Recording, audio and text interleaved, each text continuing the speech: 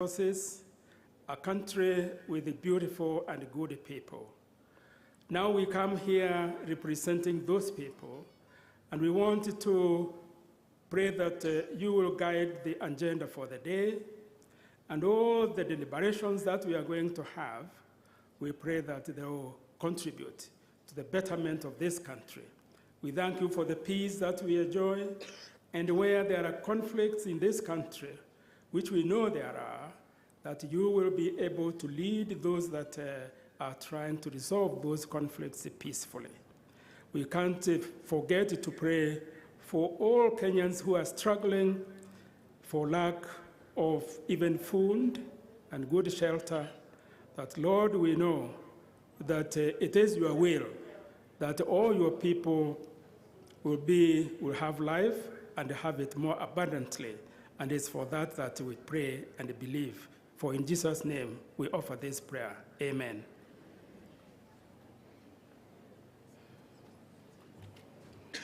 Bismillahir Rahmanir Rahim. Innal hamdalillah nahmaduhu wa nusalli ala Rasulillah sallallahu alayhi wa sallam Muhammad ibn Abdullah. Bismillahir Rahmanir Rahim. Alhamdulillahi Rabbil Alameen. الرحمن الرحيم مالك يوم الدين إياك نعبد وإياك نستعين اهدنا الصراط المستقيم صراط الذين أنعمت عليهم غير المغضوب عليهم ولا الضالين آمين يا رب العالمين. O Allah, most merciful and most compassionate, we thank you for every favor, the infinite favors that you have continued to bless on each one of us. Continue to bless us as a nation and as a people of the Republic of Kenya. Lord, we thank you for the peace and stability and safety and security that we continue to enjoy, which has enabled us, each one of us, to go about their business, including all of us who have come here, congregated and assembled in this esteemed gathering of devolution. Lord, we thank you for the leaders you have given us. Continue to guide and bless them and protect them from all harm. Reconcile our nation.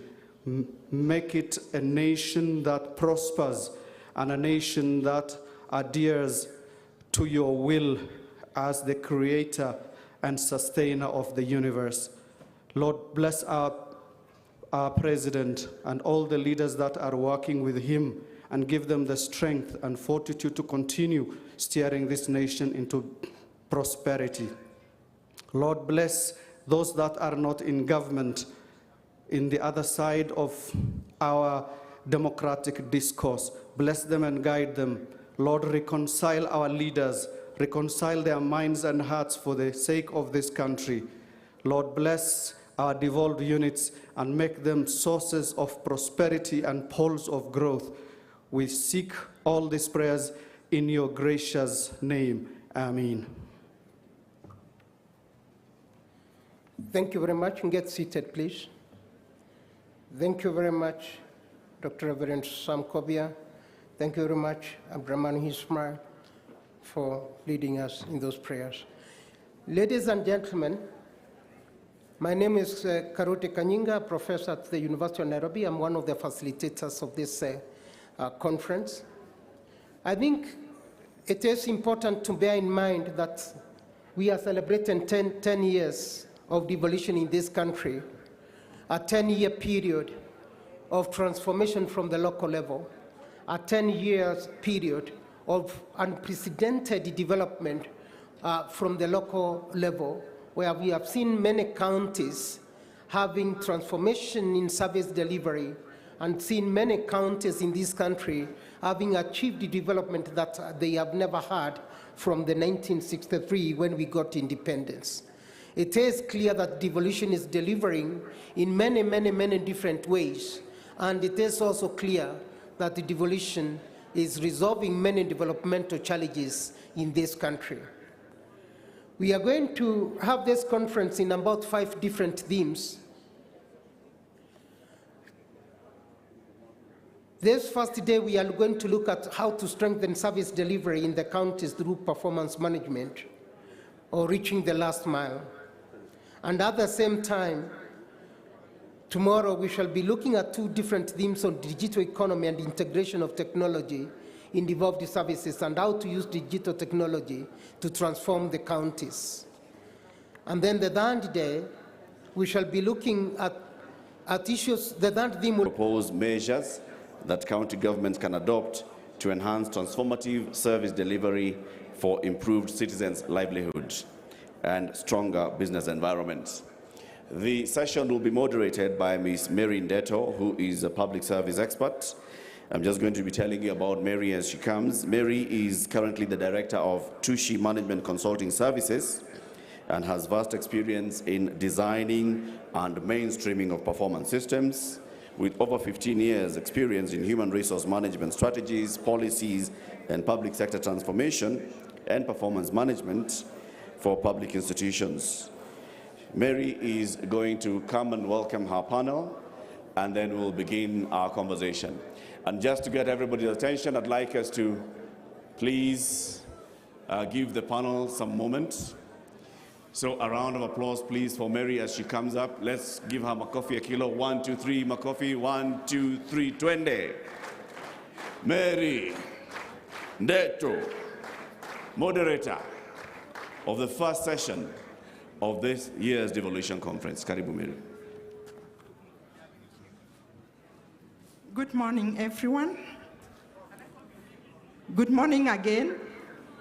We are not excited about celebrating 10 years of devolution. Are we, show me? Are we excited? Okay, I'll start by saying that I'm Mary Ndeto. I will be moderating this session, which is on strengthening effective delivery in the counties through performance management, reaching the last mile. And the objective of this session is to assess and propose measures that counties could adopt to enhance transformative service delivery for improved citizen livelihood and stronger business environment. So we will start our session with a keynote address from Right Honorable Tony Blair, and this session is recorded.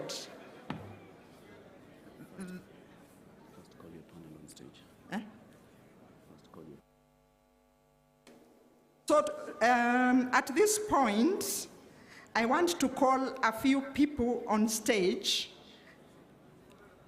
Allow me to introduce these distinguished ladies and gentlemen who are our panelists this morning and subject matter experts. So I'll call His Excellency Governor Mutahi Kahiga, EGH, Governor, Nyeri County. Please take your stage. Governor, I will also call to stage PS Anjoki Wangombe, who is the PS State Department of Performance and Delivery Unit in the Prime Minister's office. Anne, are you here?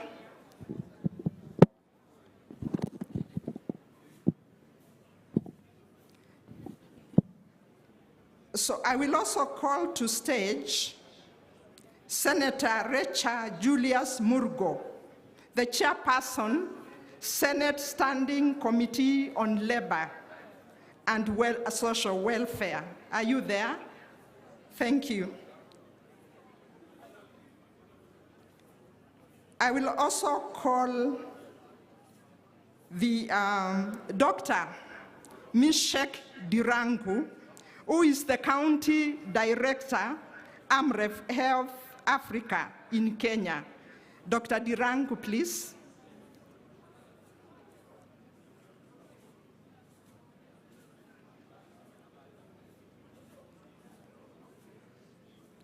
are you there? I will also call Ambassador Salma Ahmed, Commissioner, Public Service Commission. Salma, take your position. I will also call MS Wanjiru Gikonyo, who is social accountability expert.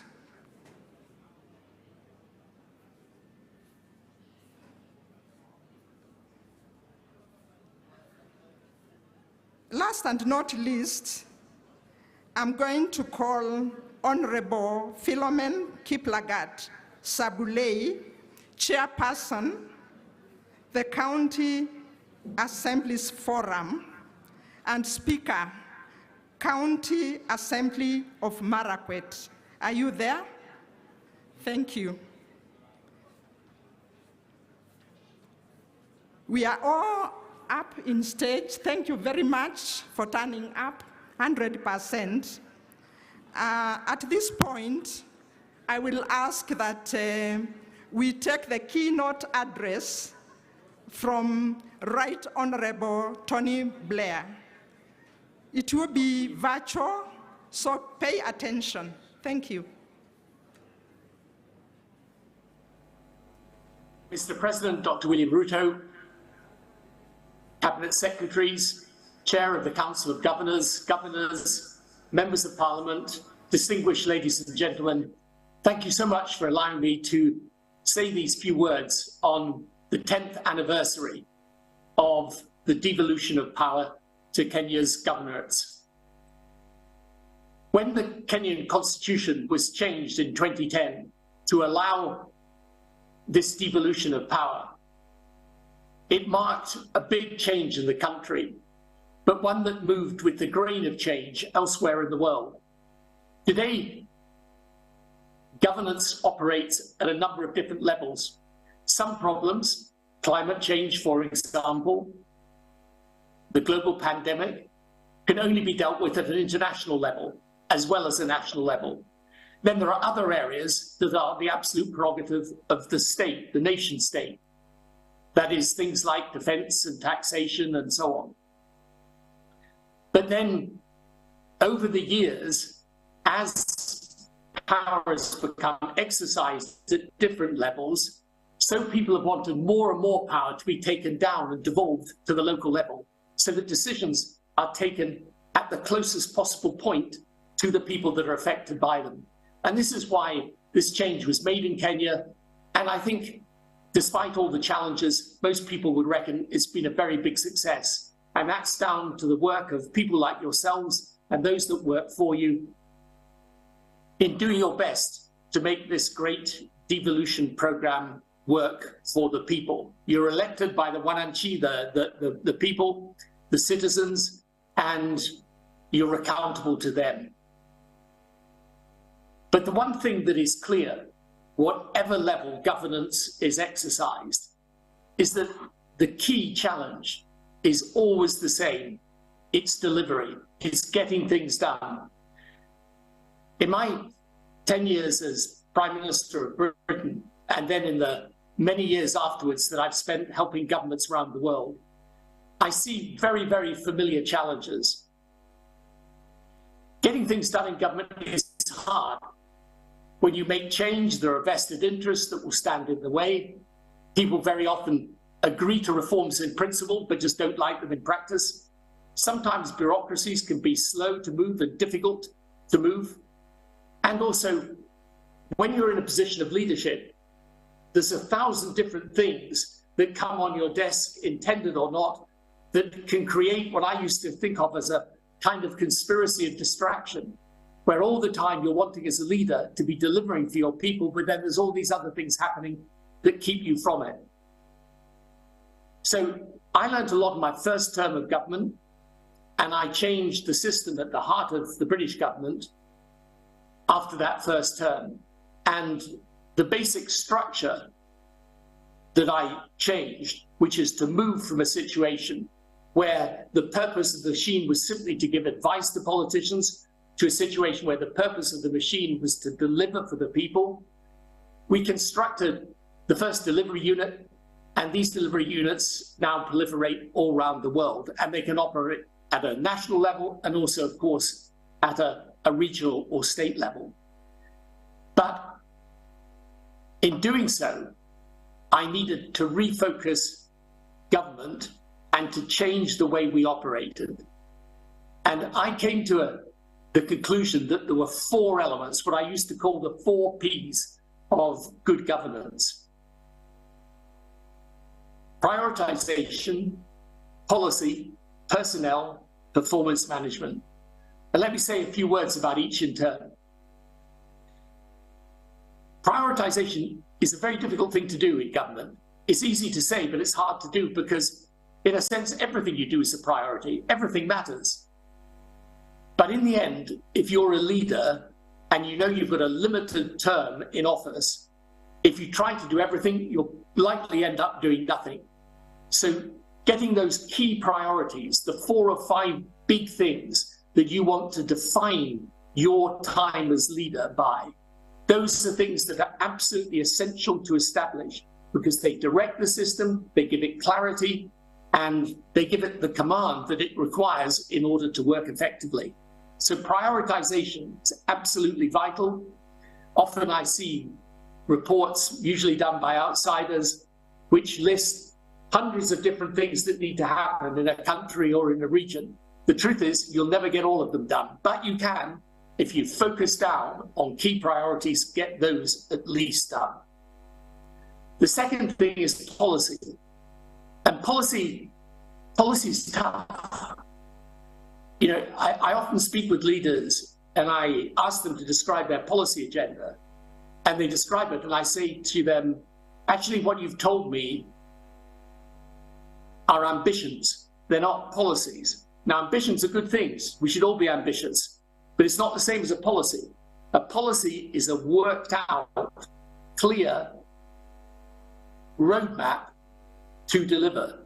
In other words, it analyzes what the problem is, it organizes what the solution should be, and then it sets the stage for it to be delivered. But it's a tough thing to do, policy. The good news, though, is that around the world today, there are great examples of policy solutions that do work. People always think their own situation is unique. It really isn't. Someone, whatever problem you have, someone somewhere will be trying it and getting it right. But getting policy in good order, very tough, but absolutely vital. The third thing, of course, is personnel. Now, we all know this. In any walk of life, it's all about the people who work for you. If you get good quality people who are committed, determined, share the vision, want the thing to happen, you're going to have a better chance than having people who are maybe tired, perhaps they don't really agree, perhaps they just lost that commitment. So drawing a good group of people around the leader, absolutely vital. And I always used to say to people, 4 or 5 really good people in a government department can change that department forever. But if you don't have them, you can't do it. So personnel, absolutely essential. And the fourth is performance management. Now, what I mean by that is delivery, implementation. The thing is, implementation is difficult because, as I always say to people from the outside who think politics are easy and want to criticize politicians for not doing well enough or doing this or not doing that, come and try and do it if you think it's that easy. It's not, it's hard. But performance management means adopting, in a sense, what any company would do in order to deliver its results. It's a focused program of tracking every step of the way to getting the job done, to delivering what was promised. So those priorities need the right policy, they need the right personnel, but they also need that performance management, staying on it, tracking it, dealing with every obstacle that comes your way, but making sure that in the end, that performance is managed through to resolution. So these are these are just lessons that I learned and I've tried to apply in different countries around the world. The final thing I want to say is this, however. It's a great honor to be in a position of authority and power. But it's also, these are tough jobs to do. And the reason why I always have sympathy with people who are in positions of leadership is that you're always going to get criticized. There's always someone going to be trying to take you down. And in the end, you've got to be strong enough and determined enough to keep going. Because in the end, even if you don't always get thanked for it, delivering for the people is the most heartwarming and satisfying thing that you can do. So I wish everyone well. I know it's going to be a big few months for Kenya. There's a very important Africa Climate Summit being hosted by President Ruto, which I think is going to be a precursor to the COP28 summit in Dubai towards the end of the year. I congratulate him for the leadership he's shown on this issue. And I think that's an indication of Kenya's ambition today, of its ability to lead. And in the end, the most important thing is to get those things that you know the people need delivered for them. It is a tough job, but it's an honor to do it. And I am very honored to be able to say these words to you today. I wish you the very best for the rest of the conference. Thank you. Clap for our keynote speaker, Tony Blair. We want to thank him for that powerful keynote, which has set the stage for this devolution. He has underscored the importance of taking services down to Mwananchi.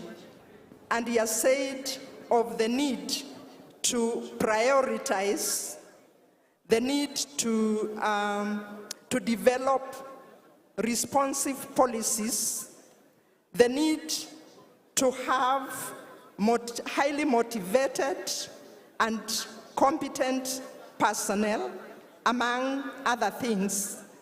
And now to help us unpack this subject matter, we are going to call upon His Excellency Governor Mutahi Kahiga, EGH, the Governor, Nyeri County, is going to address the issue of performance contracting. Allow me to point, at this point, to thank the President, National Government of the Republic of Kenya for leading the way by signing performance contracts at the national level. Performance contracting is a top leadership tool of holding executives to account for their performance, for managing, for implementing, for evaluating, and for rewarding or sanctioning performance. Bwana Governor, karibu. Thank you very much, our moderator, fellow panelists, ladies and gentlemen, good morning. Happy Devolution Day. Now, I've been asked to speak about performance contracting, and I would want to basically ask the question whether, since Nyeri County has adopted performance contracting, has this one improved service delivery? And I would want to say that my county, Nyeri County, adopted the performance contracting system from the year 2018, and this one has enabled my county to be transformed in terms of growth from county number 47 in the World Bank ranking assessment to number 1 in 2019. Now, this annual performance contract process is in my government policy and is mandatory to all departments on an annual basis. The process is guided by the technical assistance from the Council of Governors, and it speaks volumes for me to highlight the achievements of Nyeri County as attested by the performance contracting process. The success performance contracting process has been facilitated by a number of factors, one of which is that we have been able to establish a governance service delivery unit which monitors exactly what we are doing. And this unit has been headed by an expert in matters performance management who is among the pioneers of the performance-based management and measurement in Kenya. This unit supports in development of performance targets, negotiation and vetting of performance targets to ensure that performance indicators are aligned to our county integrated development plan, sustainable development goals, the SDGs, my manifesto, the sector performance standards, and the approved budget estimates for every financial year. Now, the unit ensures performance contracts are signed at the beginning of every financial year and cascaded to all levels, and supports the implementation of performance contracts through continuous capacity building, projects monitoring, and validation to ensure that what is reported is actually the situation, the correct situation on the ground. Thank you. Let's hear from you, your experiences. Share with us your experiences and the lessons learned. Thank you very much. Just in 1 minute. What I would want to say is that performance contracting has helped Nyeri County be among the only counties that have very little or no pending bills. Why is this? Because outrightly, we move within a systematic kind of way. Our departments have performance contracts and targets, and this one will help us never be overambitious, neither shall we spend less than we need. So this is one of them. Pending bills, we have been able to bring them down. Okay. Thank you very much. We'll come back to you later.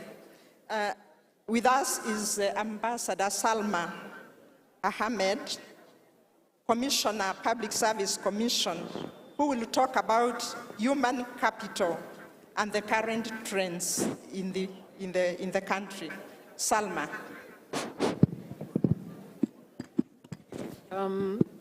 Thank you, Madam Moderator. I think on my part, what I would like to say from the outset is that many county governments actually are doing their best to ensure that they deliver services. However, a lot of constraints also exist. And so the focus for my part is to show how human capital and service delivery are interlinked. And the question is, how can we leverage human capital to better serve the citizens? Because the citizen is always at the center of service delivery. So I will be addressing myself to that and talk about some of the challenges and the trends that exist today. Thank you. Okay, thank you very much, Ambassador Salma Ahmed. At this point, I'll call the PS, State Department of Performance Management, and in the Office of the Prime Minister, Ms. Anne Njoki Wangombe. Karibu, Madam. Thank you very much. I will speak about the importance of performance management in the public sector using 3 statements. One is that what gets measured gets done. Number 2, if you fail to plan, then you're planning to fail. And number 3, when you do not know where you are going, any place can be your destination. Performance management was rolled out during the third administration, but it gained traction in the year 2004. And this is the time when the country experienced a transformation in the socio-economic development. GDP that was almost at 0 rose to 7 within the first 5 years. Budget or revenue collection was at around 200 billion. It went to about 1.2 trillion. So what I'm trying to say is that performance management in the public sector spurred economic growth. We saw some stored projects. For example, the national NYS, the housing project had stalled for a long time. It was completed. Provincial headquarters, for example, Kisumu, had stalled. These were completed. Then we also saw in the year 2007, Kenya was awarded the UN Public Service Award. Now, coming to the next administration, I must admit that we dropped the ball somewhere, but now we are at it again. You saw on 2nd of August, the president himself spearheading signing of performance contracting. So again, it all depends on leadership. We are expecting that the economy is going to be spurred to great levels. Initially, some countries like US, India, and Singapore benchmarked with us. They came to learn from us. Now they are far ahead. But all is not lost. We are confident that we will get there. When we go to the counties, we can also see a lot of improvement as far as service delivery is concerned. However, a lot still needs to be done, and counties are determined to do a lot more to ensure that we have service delivery improved in the public sector. Okay, just before you leave the stage, can you tell us the strategies that your office is putting in place to cascade performance management to all counties in the country, given that the department has lean staffing? Thank you for your question. I must admit that we do not have a clear entry to the county governments. However, county governments have been contacting us, and we have been very, very helpful. We have been providing technical expertise. It's also good to mention that we are trying to find an entry point, and we are doing so by use of a bill that is under preparation. And at the right time, we will go to the counties for your input because you are key stakeholders. I can also tell you that we are recruiting 50 experts in performance management so that we will be able to give proper technical expertise to the counties. I can also confirm that we have automated system, performance management system, and the counties can plug into this performance system. Thank you. Thank you, PS. With us is the chairperson, the County Assemblies Forum, and speaker to the County Assembly of Elgeyo Marakwet. And we want to ask you, as an oversight organization, how are the county assemblies supporting counties in promoting effective, efficient, and sustainable service delivery? Honorable Kiplagat, please. So thank you so much, Madam Moderator, and my colleagues here as panelists, and everybody here today, good morning. I would like to look at the performance contracting, but most importantly on the service delivery and the role of the county assemblies.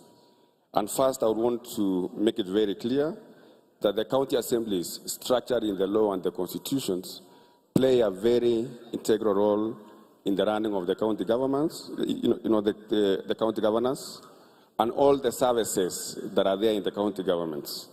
I would say that county assemblies are the cornerstone and enablers of service delivery in the counties.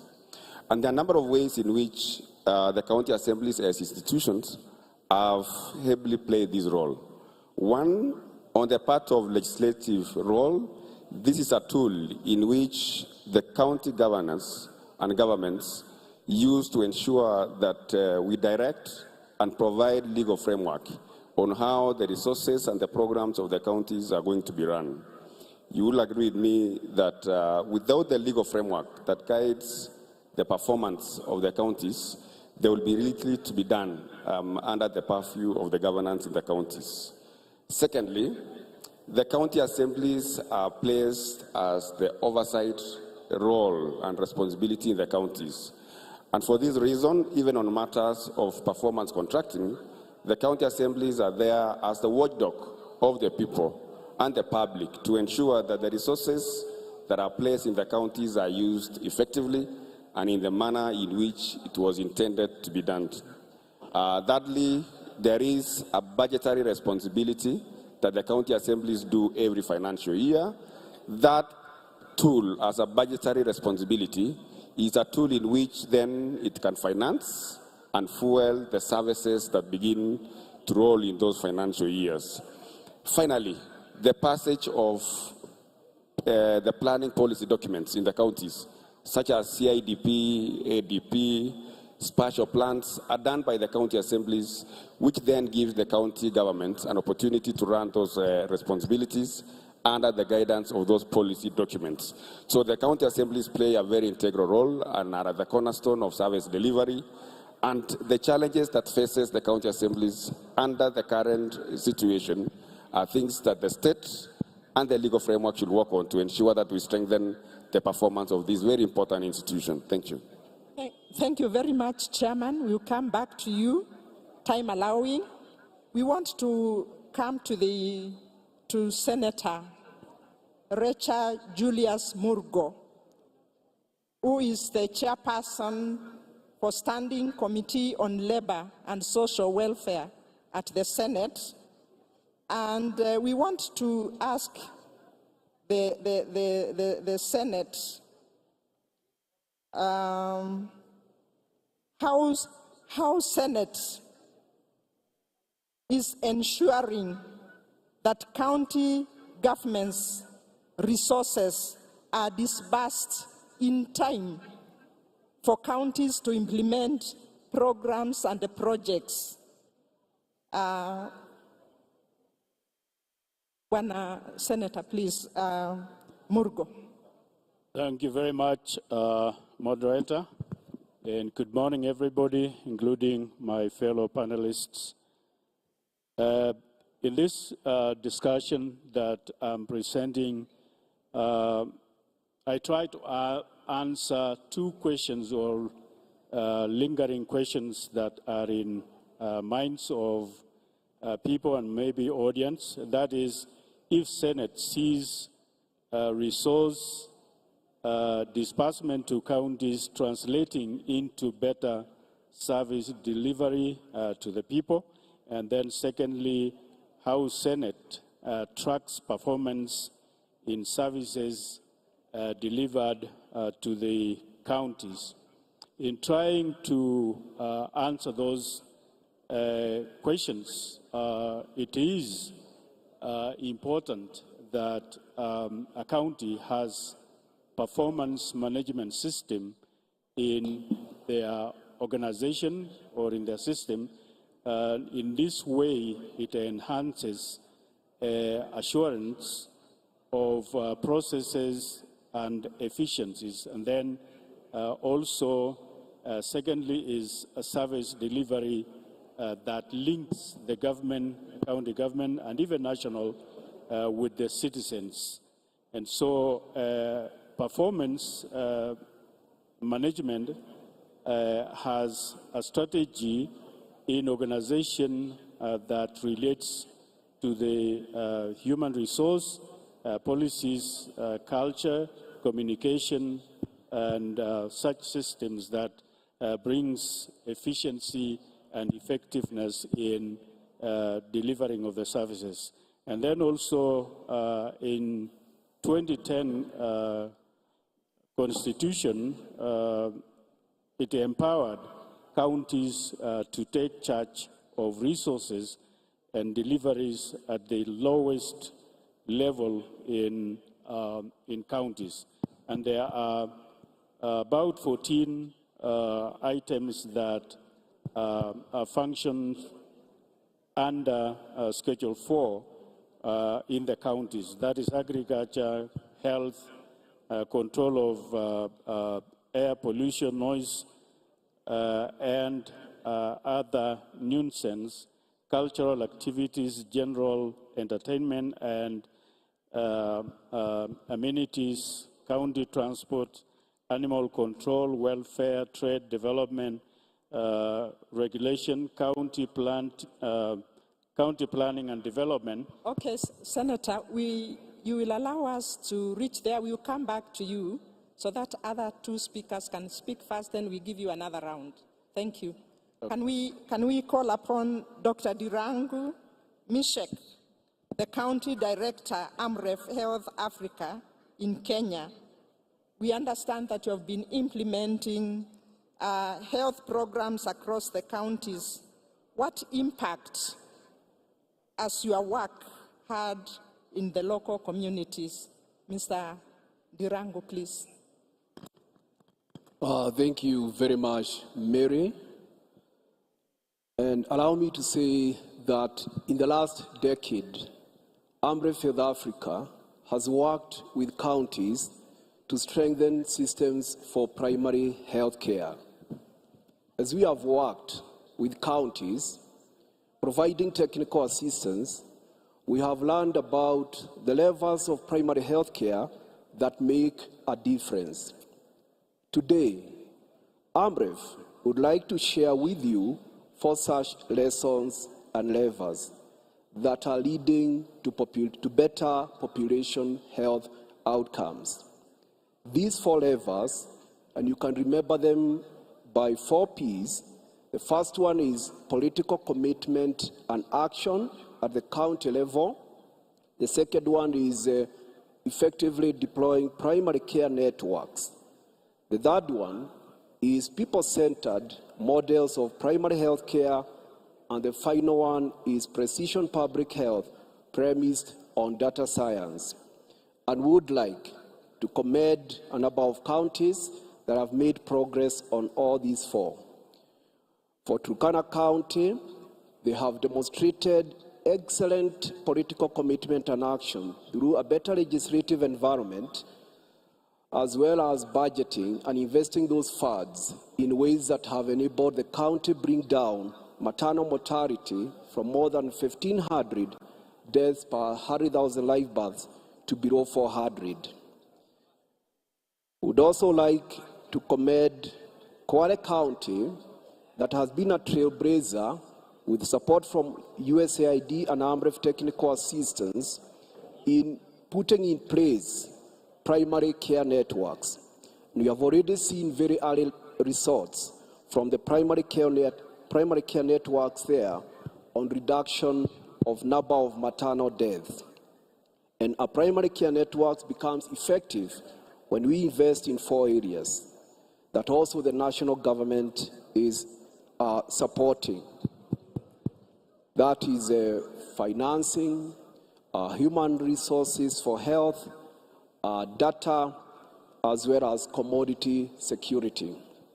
On the third level, people-centered models of primary health care, would like to commend counties like Meru County, Turkana County, and the 12 counties in western part of Kenya where malaria is endemic.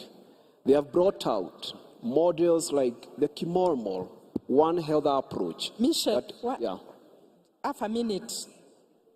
Like the Kimormol One Health approach, malaria testing at household level by community health promoters, as well as integration of non-communicable disease control into routine care. And finally, on the fourth level, precision public health, building on data, would like to commend counties like Vihiga and others that are working to eradicate neglected tropical diseases for deploying granular mapping surveys superimposed on geographic information systems to reach populations most affected by NTDs, and demonstrating that indeed we could end NTDs by 2030. Thank you. Thank you very much. At this point, I want to call upon Wanjiru Gikonyo, the social accountability expert, to tell us that one of the objectives of devolution in Article 174 is social economic development and provision of proximate, easily accessible services throughout Kenya. Let us know to what extent has the county governments adhered to this promise. Thank you. Thank you very much. Looking at a 2021 report by the World Bank, that's one of the most comprehensive reviews that have been done of service delivery under devolution. The findings show that despite the Big Bang devolution, which people feared would cause services to collapse, services did not collapse. And counties have been able to maintain the level of service delivery that was there pre-devolution. Further to that, they've been able to extend service delivery to areas that were not previously reached. However, there are still gaps. Some sectors have fared better than others. Health has fared better. Rural water, early childhood development, those sectors have fared better. Agriculture and urban services have not fared as well, and there are gaps. And some of these gaps hinge on an item that's being mentioned here, which is personnel. Lack of adequate personnel in the right place for the right purpose. So the balance between the technical, the frontline, and the administrative staff is not struck well. A lack of standards and sectoral policy is also undermining the ability of county staff to deliver and be monitored for their performance. The absence of an effective performance management framework, and especially the monitoring and evaluation, the data required to do performance monitoring is not available, or those systems are not set up and resourced and prioritized in most of the counties. So whereas the last 10 years there's been an emphasis on public finance management, it seems that now the priority needs to be on human resource management to make sure the capacity is there. Linked to that, there are still some functional issues that need to be ironed out. There are issues about staffing in health, there's issues about water, there's also issues around financing of the high population counties, the urban counties like Kiambu, Nairobi, Mombasa, and how they are able to invest in infrastructure. Finally, there are some good practices that could be institutionalized to strengthen service delivery, such as project management committees, where citizens are strengthened to oversight county implementation as part of the performance management. Thank you. While you still have the mic, can you make your final remarks, closing remarks, a take-home remark for the audience? 1 minute. Thank you so much. I was trying to do that as I was speaking, but I would say that prioritizing performance management and the resolutions that come out of this very important conference through a multi-stakeholder process is very important, so that we have good deliberations, but coming out of these deliberations, we then have the action. So I would say it's about capacity, it's about data, it's about public participation. Thank you. Thank you. Governor Nyeri County, your closing remarks. Thank you very much, our moderator. I think it is important that we go by what Thomas S. Monson said and what Waziri has said here, that where performance is actually measured, we see performance improving.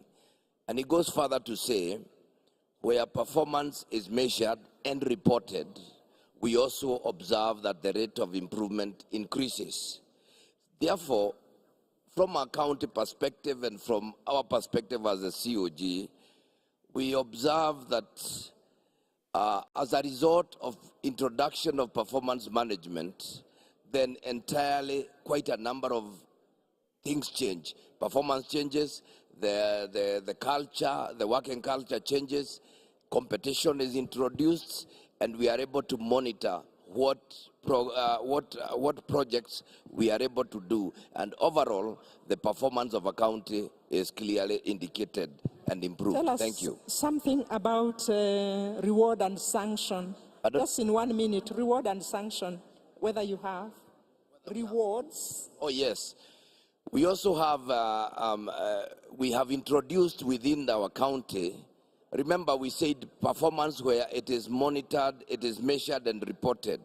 The measurement, considering that the weights have already been negotiated, we have introduced reward systems where we have trophies. We also go further, and in specific areas, we give promotions. Thank you, thank you. PS Wangombe, please. Thank you very much. Mine is to just encourage the counties to embrace performance management fully. We have been having counties that have dropped off on the way. Others have sustained and they have done very well. A good example is Kakamega, Makueni, and Nyeri. Thank you, Governor. And I'm promising that from where we are seated, we'll continue supporting the counties. You'll offer technical expertise, and you'll be there to start with you. And we also urge you to plug into our integrated performance system, and also encourage you to automate, especially your revenue collection systems. Thank you. Okay. Senator?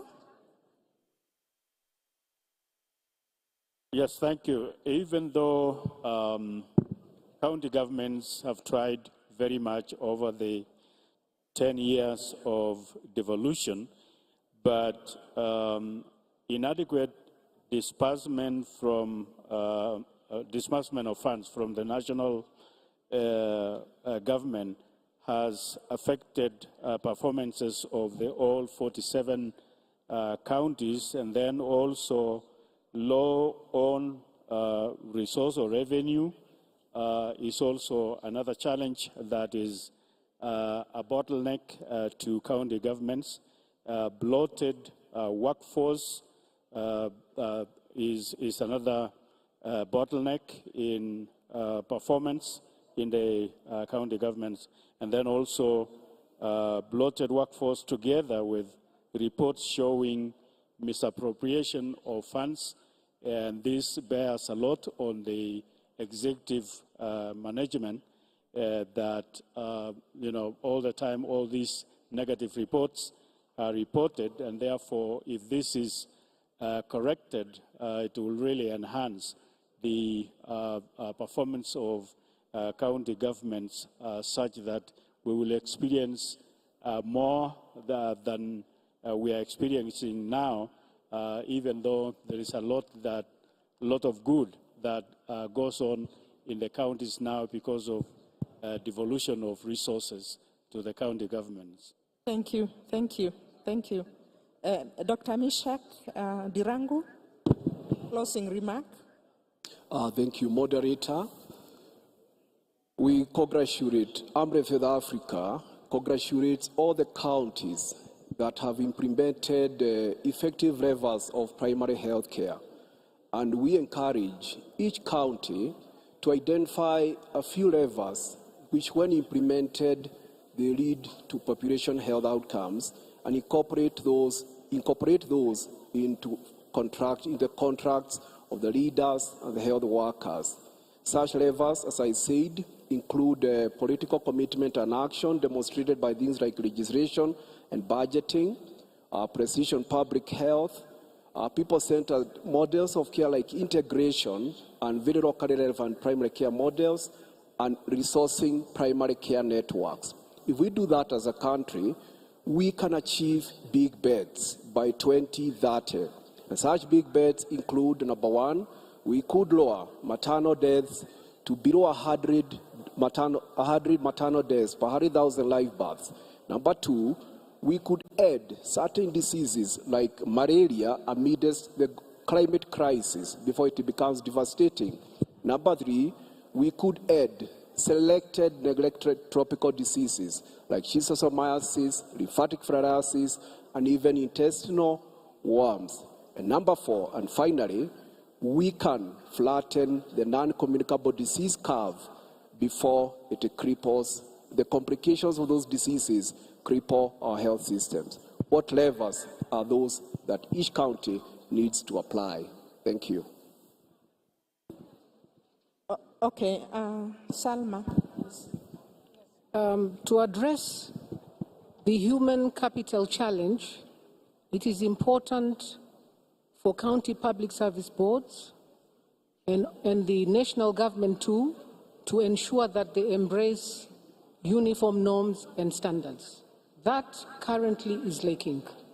And without embracing uniform norms and standards, including the values and principles of governance and values and principles of public service, we cannot have a unified and harmonized and standardized HR management and processes. So I would urge that county public service boards perhaps can take advantage of the information that we have put on our portal that has stipulated all the legal HR instruments, and in that way, they would be able to strengthen HR at the county level. Thank you. Thank you very much. Speaker Elgeo Marakwet. Yeah. My closing remarks will be that having underscored the role of the county assemblies as the cornerstone and enablers of service delivery in the counties, it is important we appreciate that fact and continually support the strengthening of the county assemblies and ensure that they are enablers and players in the devolution space. In an event such as this, members of county assemblies cannot just be merely participants, but should be players, and part of the discussion that shapes devolution in this country. Otherwise, in terms of service delivery, I think that most counties are on track, and we want to congratulate them being the oversight institutions, and we look forward to working very closely with governors and COG to ensure that our people in Mashinani get the services they deserve. Thank you so much.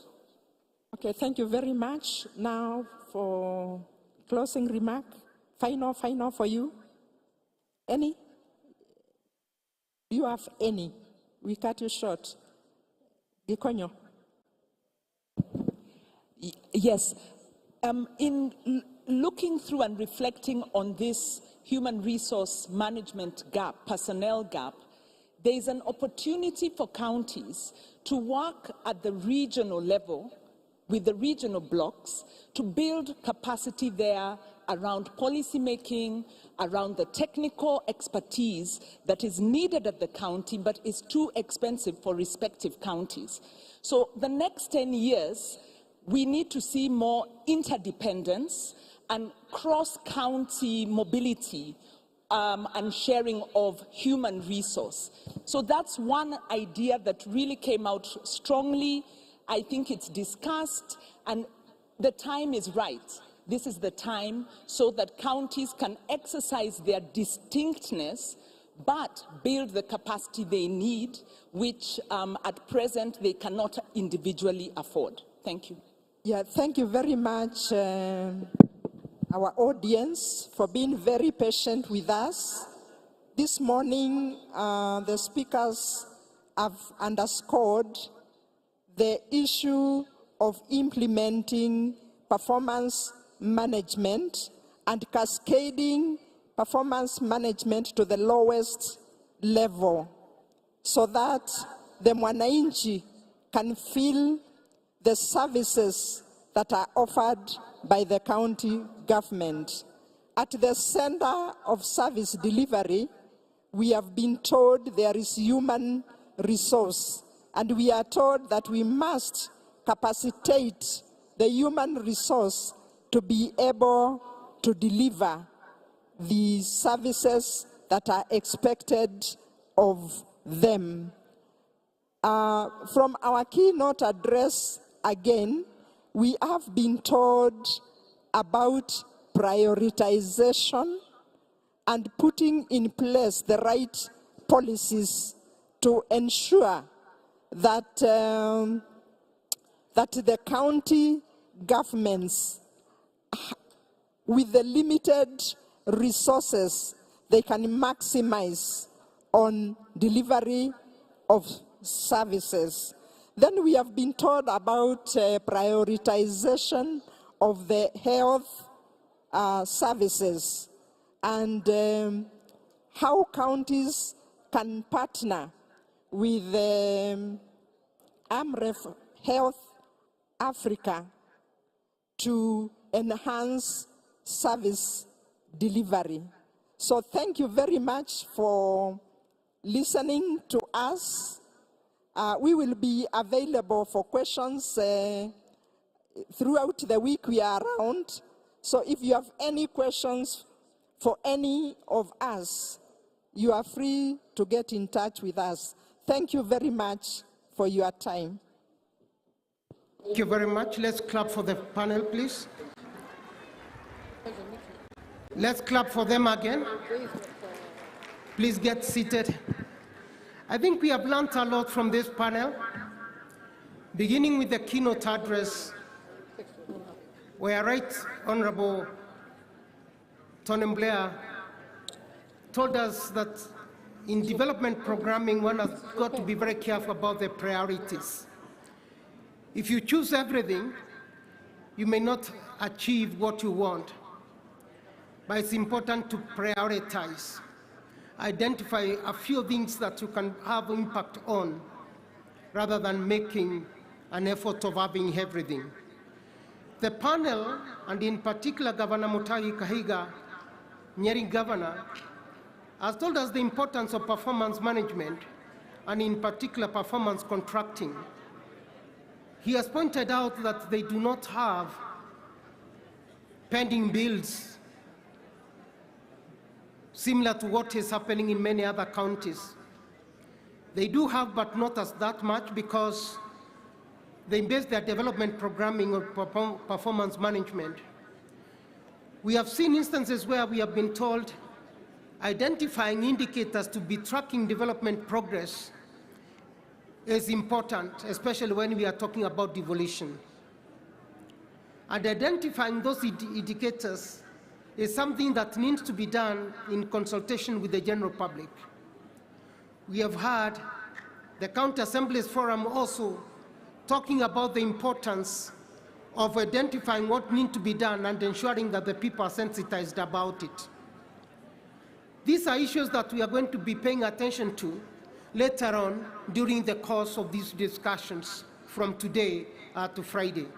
Ladies and gentlemen, we are going now to move into two different sessions, brief sessions, one beginning with the Children's Conference documentary to know what the Children's Conference was all about, what they identified as important things that need to be taken up and acted upon by the county government and the national government. And then after that, we shall move to the entertainment by two choirs, the Champions Choir and our Sis dancers of here in Uasin Gishu. Ladies and gentlemen, let's get into the Children's Conference documentary immediately. Thank you.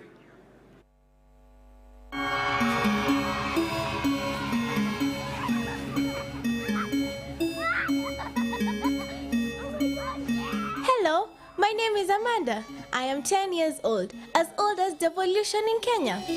Before I was born, everything was being done in Nairobi. This made it difficult for children from other parts of the country to get services such as health, education, and clean water. But when making the 2010 Constitution, Kenyans, including children, said it is important to have services available to everyone and everywhere. So, the country was divided into, can you guess how many counties? Yes, 47 counties as shown on this map. In 2013, during the general elections, Kenyans voted for their first governors, deputies, and MCAs. So this year, all county governments are 10 years old, just like me. On health, counties have made it easy for us to get healthcare. It is easy to get doctors, nurses, and medicine in clean and well-equipped hospitals. Mandera County, for example, has made efforts towards improved access to maternity services, increased referral hospitals from 1 to 3, and constructed new modern maternity wards. Nakuru County constructed a new 250-bed maternity wing at the Nakuru Level 5 Hospital to meet the demands for safer deliveries and provide specialized care to children born with complications. My younger brother got his jab to protect him from polio and TB. The areas in which these children can't get access to vaccination, so it has been a really great impact to children so that they can get immunized at school. We have a lot of areas where it is the risk of the children getting sick is very high, and since the vaccination program came, the risk was getting a bit low. How many of you have been vaccinated from polio and TB? All of us. Awesome! Can we give a clap to the county governments? Thank you!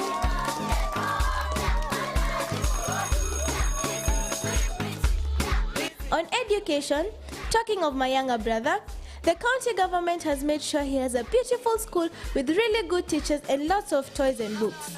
Remote tables, chairs, charts. It has helped in building ECD classes, employing the teachers of ECDE. In a girls' school, it has helped in giving the girls sanitary towels.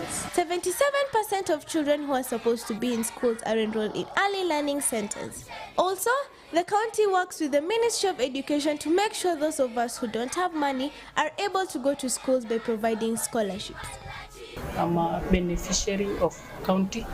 I'm being sponsored by county since I finished my class 8 KCP. Something awesome that counties have also done is to make sure all children go to school, even those who are differently abled. They have done this by improving the construction and renovation of schools, parks, and recreational centers with features such as ramps, handrails, and accessible toilets to ensure children with disabilities can navigate these spaces independently. Since devolution began, Kenyans have enjoyed essential services which have been brought near them. The digital space is our new reality. To ensure that we are prepared for this new world, county governments provide training programs to students including children in pre-primary, teachers and community members with the aim of enhancing their digital skills. The county government has improved service delivery by introduction of new learning materials which involve technology like the tablets we use in the resource room. We cannot learn if we are hungry. Our governors are very caring, and so they have ensured that we have food in schools. For example, the Garissa County government gives children a meal every day. The county government of Nairobi has started a program called Dishi Poa for all children enrolled in public primary schools and public ECDE centers. Huku Garissa County government imesaidia watoto kulipia fees, pia imesaidia kuwapea chakula na inasaidia hao watoto wenye hawana wazazi mayatima. In agriculture, where does food come from? From the farms. To ensure we have food, county government are teaching us to farm by making sure that agriculture is part of our ECDE programs. We learn about farming techniques, crop cultivation, and sustainable agricultural practices. Agriculture is beneficial to the county as it brings about food stability. With the food stability, it can cause children to get proper nutrition as they will be provided with the proper diet. We cannot have food in our farms if we don't have rain. And rain comes from, yes, trees. County governments have been holding tree planting events in schools and other public areas and involving children who take care of these trees within their schools. The counties have created a good environment for our parents to work. Sometimes we accompany our parents to their workplaces, including markets. To ensure our safety and well-being, county governments have established child-friendly facilities within markets. These facilities include designated play areas, child-friendly restrooms, and safe spaces for children to engage in age-appropriate activities while their parents or guardians work. In the next 10 years, I believe that Kenya will be much better than it is right now. And here is what the children want our county government to do. And I would like my governor to help those children who need a lot of assistance. For example, those who need scholarships and food provided for them. We need a road that lead to the school. That road is really not good. It becomes pathetic when it rains. What I want my governor to do for children is to allocate more funds for local talent support. What I would like my governor to do is continue with that good work and keep on helping the children, especially the street children. I am requesting the county government of Homa Bay to provide sanitary towels for the girls in school. I would like our governor to improve our infrastructure, by giving our children better education and building better hospitals. Devolution holds immense potential for the realization of our children's rights. By granting children greater access to education, healthcare, and essential services, Devolution has the capacity to create a brighter future for the younger generation. Children should be involved in decisions made in their counties to help them realize their full potential. It's really important to think about issues that matter to children when making laws in the country. We want to plan our own future. There is nothing for us without us. Remember, Devolution is all of us, because as much as we are from 47 counties, we are one country, one nation. Long live Devolution, long live Kenya!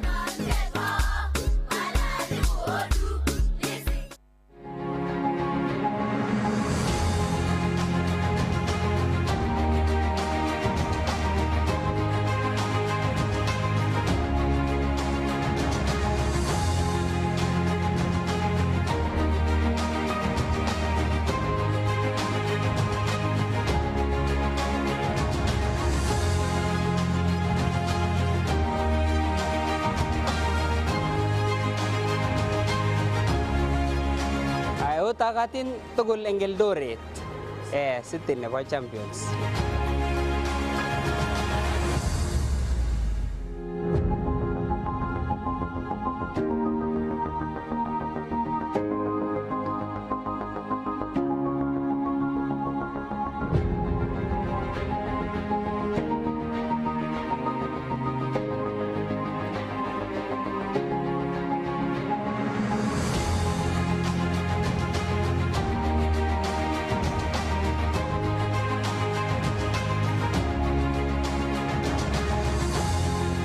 The reason why we are here is because of pre-conference activity athletics, and later we are going to have a football match pitting the senators and the governors. The reason why athletics nowadays is entrenched in the Devolution program is that we are in the home of champions.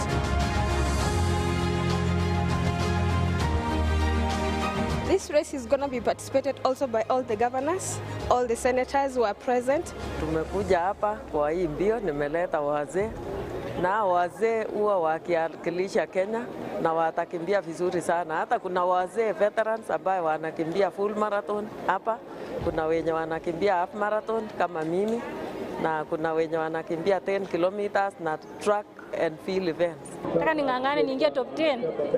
Yeah. At least top 10 tapata something yenye poa.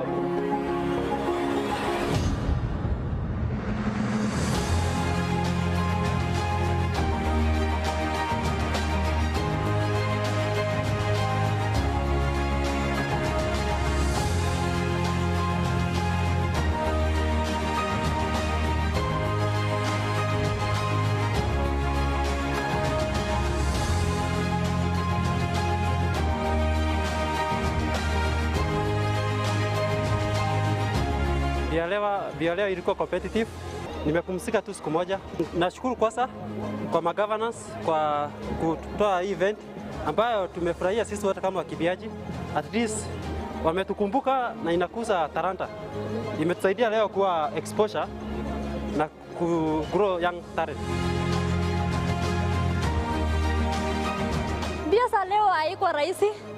Ilikuwa uchungu, lakini nashukuru Mungu nimewin. Tulikuwa wengi so na unajua Kenya vile wanakimbia si rahisi, lakini nashukuru Mungu. Tunashukuru sana kwa County Government of Eldoret kwa kutusaidia hii mbio, na tunaomba wasidishe mbio zingine. Unajua ikisema kwamba wanakimbia kwa sababu ya devolution, lazima tu give it to all. Kwa sababu devolution ni kila kitu sasa. Vitu zimekuja mashinani, pesa zimekuja mashinani, uwezo kutumia pesa iko mashinani, nataka kupambana na matatizo mashinani. So kiambia kimbia kwa sababu ya devolution, lazima wanajitolea kabisa. Very much for those documentaries. I think there is a lot of things that the children are telling us. If you look at that first documentary and even the second documentary, the children are saying that things have changed a lot in the last 10 years, and those were 10-year-old children. They're saying that things are different from when everything was being done from Nairobi. Now everything, what they know, is being done in the counties. We have seen the story of immunization. I understand we're in the land of champions, and we have got the champions choir, and then assist dancers will follow. But before they begin, let me make one announcement about the exhibitions. We are going to vote for the best exhibitions on Friday.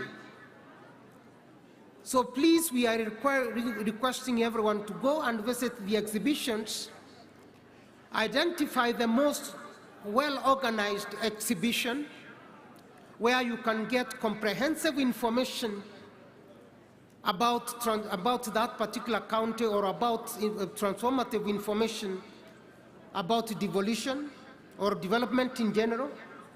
Identify a booth that has got innovative information and lessons for transformation. What you can call the best booth in terms of knowledge generation, or the booth that is giving the best information that you can ever get on matters development.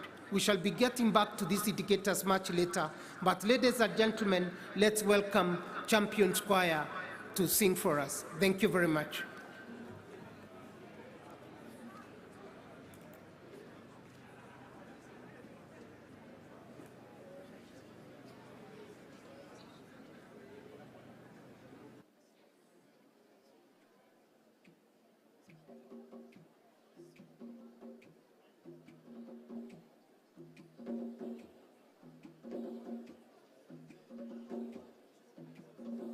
Ninaipenda nchi yangu Kenya, taifa langu kweli lavutia, ni mzalendo kweli tailinda, taifa langu nchi yangu.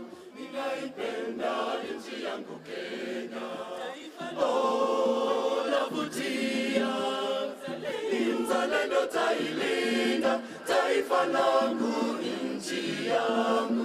Ninaipenda nchi yangu Kenya, oh lavutia. uzalendo tailinda, taifa langu, nchi yangu. Na madaraka tumeshayapata, tunajitawala sisi tu wa Kenya. Uzalendo tutajivunia tukiishi kwa umoja. Na ugatuzi tumeuona kimaendeleo, tumepiga hatua, nafasi bora kwa jinsia zote, hatua nchini Kenya. Na ugatuzi tumeuona kibiashara, tuko mbele, uchumi wetu imarika, maisha bora kwa kizazi chetu. Yelele, yelele, yelele mama, yelele, yelele, yelele mama, yelele, yelele, yelele mama, yelele, yelele, yelele mama. Fanyeje kulinda Kenya, fanyeje kulinda Kenya, nchi nzuri iliyobarikiwa. Ungane kwa pamoja, tuijenge Kenya yetu, nchi nzuri iliyobarikiwa. Ukabila, ubinafsi, ufisadi tukomeshe kweli kweli. Mtewote mchovu washindwe.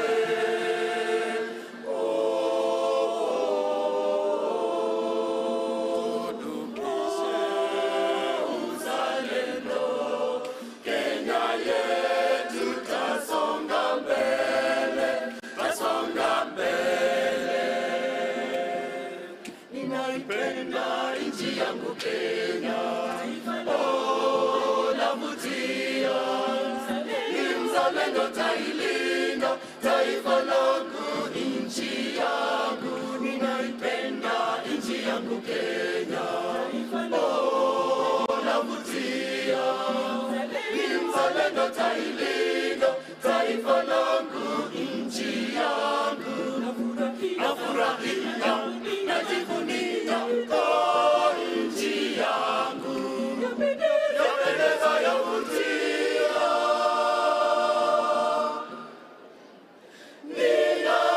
Ninaipenda nchi yangu.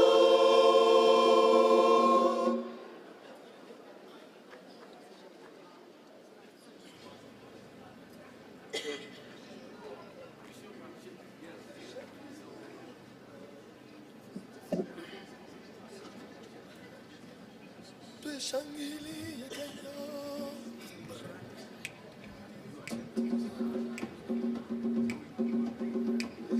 tuishangilie Kenya, taifa letu tukufu, Kenya tunayoipenda. Tuishangilie Kenya, taifa letu tukufu, Kenya tunayoipenda. Kenya nchi tunayoipenda, Kenya nchi tunayoipenda. Tumekomboa Kenya, taifa letu tukufu, tumebadili mwendo. Hatutaki matata Kenya, hatutaki matata Kenya. Wenzangu, wenzangu, hatutaiacha milele. Wenzangu, Kenya kipenzi chetu, hatutaiacha milele. Oh, Kenya kipenzi chetu, wananchi wa Kenya, hatutaacha Kenya daima na milele. Kenya kipenzi chetu, hatutaiacha milele. Oh, wenzangu, Kenya kipenzi chetu, hatutaiacha milele. Oh, sitaiacha cha Kenya nchi yangu. Mimi mwana Kenya daima, na nikienda ng'ambo nitarudi. Mimi mwana Kenya daima, sitachochea kamwe ukabila. Mimi mwana Kenya daima, kweli na majirani wangu nitalinda. Mimi mwana Kenya daima, wenzangu Kenya kipenzi chetu, hatutaiacha milele. Oh, wenzangu, kipenzi chetu, hatutaiacha milele. Oh, tushangilie Kenya, taifa letu tukufu, Kenya tunayoipenda. Tushangilie Kenya, taifa letu tukufu, Kenya tunayoipenda daima.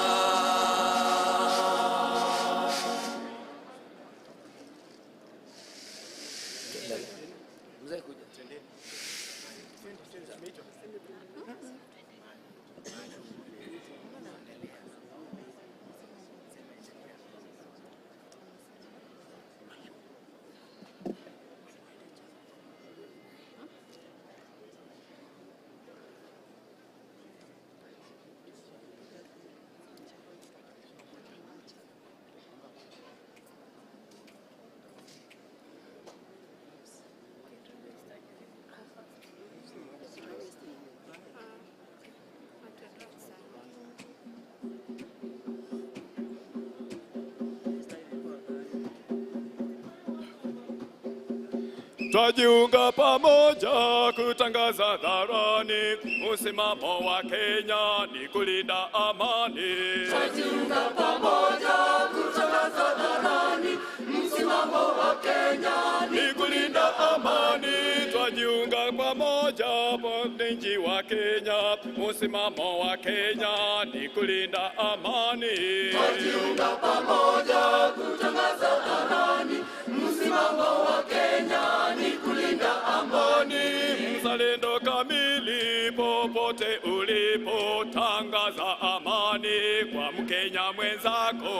Mzalendo kamili popote ulipo, tangaza amani kwa Mkenya mwenzako.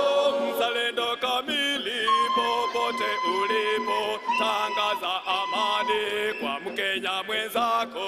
Mzalendo kamili popote ulipo, tangaza amani kwa Mkenya mwenzako. Twajiunga pamoja kutangaza hadharani msimamo wa Kenya ni kulinda amani. Twajiunga pamoja kutangaza hadharani msimamo wa Kenya ni kulinda amani. Kenya yangu, nchi yangu, naipenda Kenya yangu. Kwa ukweli wazalendo tulinde amani Kenya. Kwa ukweli wazalendo tulinde amani Kenya. Kwa ukweli wazalendo tulinde amani Kenya. Kenya yangu, nchi yangu, naipenda Kenya yangu. Kwa ukweli wazalendo tulinde amani Kenya. Kwa ukweli wazalendo tulinde amani Kenya. Kwa ukweli wazalendo tulinde amani Kenya. Kenya yangu, Kenya, Kenya tulinde amani. Amani Kenya. Kenya, Kenya tulinde amani. Mwana Kenya kumbuka, tangu tuwe uhuru, nchi yetu ina sifa ya uongozi wa amani. Nchi yetu ina sifa ya uongozi wa amani. Amani mwana Kenya kumbuka, tangu tuwe uhuru, nchi yetu ina sifa ya uongozi wa amani. Nchi yetu ina sifa ya uongozi wa amani. Nchi yetu ina sifa ya uongozi wa amani. Kenya yangu, Kenya, Kenya tulinde amani. Amani Kenya. Kenya, Kenya tulinde amani. Ukienda pwani kwetu. Omba amani, watu wa pwani, twatangaza amani. Ukienda pwani kwetu. Omba amani, watu wa pwani, twatangaza amani. Ukienda Nairobi. Omba amani, watu wa Nairobi, twatangaza amani. Kati mwa Kenya kule. Omba amani, watu wa Kenya, twatangaza amani. Kati mwa Kenya kote. Omba amani, watu wa Kenya, twatangaza amani. Rudi mashariki kwetu. Omba amani, watu mashariki, twatangaza amani. Nenda magharibi kwetu. Omba amani, watu mashariki, twatangaza amani. Nenda Nyanza kule. Omba amani, watu wa Nyanza, twatangaza amani. Kule Nyanza kwetu. Omba amani, watu wa Nyanza, twatangaza amani. Bonde la Ufa hapa. Omba amani, bonde la Ufa, twatangaza amani. Bonde la Ufa hapa. Omba amani, bonde la Ufa, twatangaza amani. Heri nchi yangu, nchi ya upendo, nchi ya amani. Wananchi wote Kenya tuzingatie amani. Wazalendo wote Kenya tuzingatie amani. Wazalendo wote Kenya tuzingatie amani. Kenya imesitawi, Kenya imesitawi, Kenya imesitawi kwa mwito wa amani. Kenya imesitawi, Kenya imesitawi, Kenya imesitawi kwa mwito wa amani. Haya, heri nchi yangu, nchi ya amani, nchi ya upendo. Wazalendo wote Kenya tuzingatie amani. Wazalendo wote Kenya tuzingatie amani. Wazalendo wote Kenya tuzingatie amani. Tushangilie Kenya, taifa letu tukufu, Kenya tunayoipenda. Tushangilie Kenya, taifa letu tukufu, Kenya tunayoipenda. Kenya nchi tunayoipenda. Kenya nchi tunayoipenda. Tumekomboa Kenya, taifa letu tukufu, tumebadili mwendo. Hatutaki matata Kenya. Hatutaki matata Kenya. Anayependa Kenya ajitengane na mambo yenye kuvunja amani. Hatutaki matata Kenya. Hatutaki matata Kenya.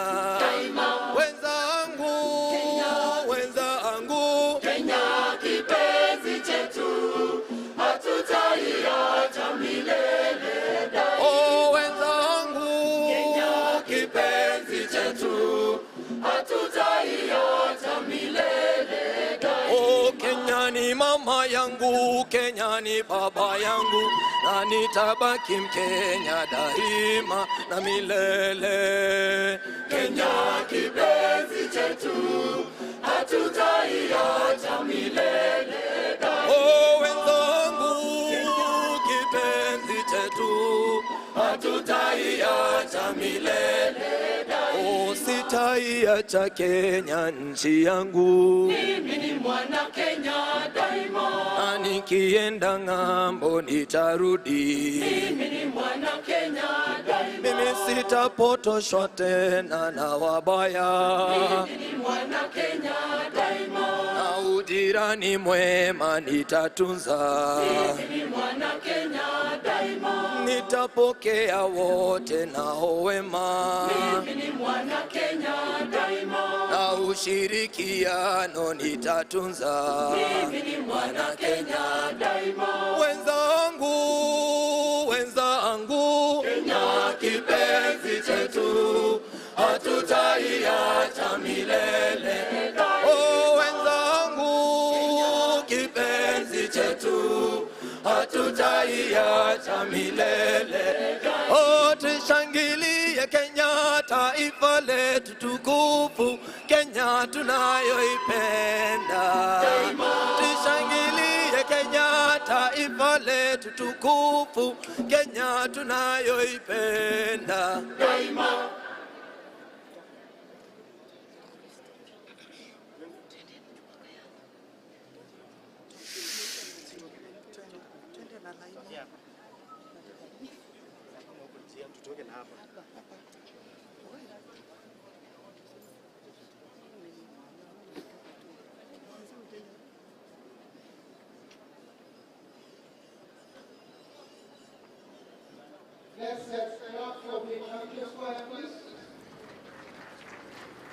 Let's clap for them, please.